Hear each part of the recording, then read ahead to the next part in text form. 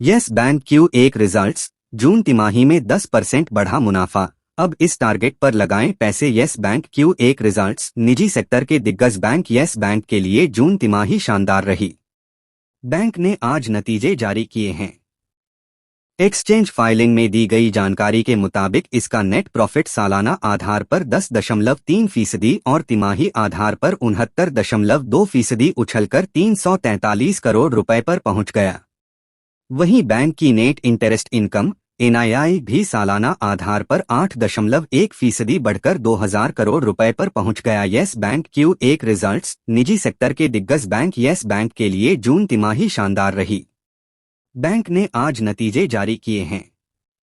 Exchange filing में दी गई जानकारी के मुताबिक इसका नेट प्रॉफिट सालाना आधार पर 10.3% और तिमाही आधार पर 69.2% उछलकर 343 करोड़ रुपए पर पहुंच गया।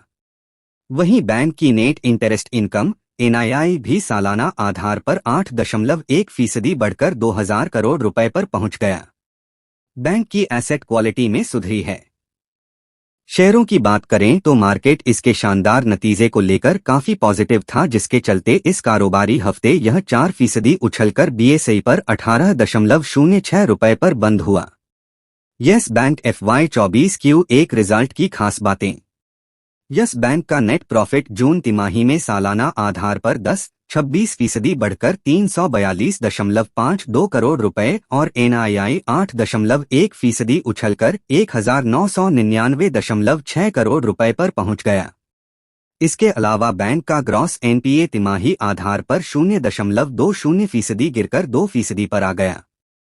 हालांकि नेट NPA 0.20% बढ़कर 1% हो गया। प्रोविजंस दोगुने से अधिक उछलकर 360 करोड़ रुपए पर पहुंच गया।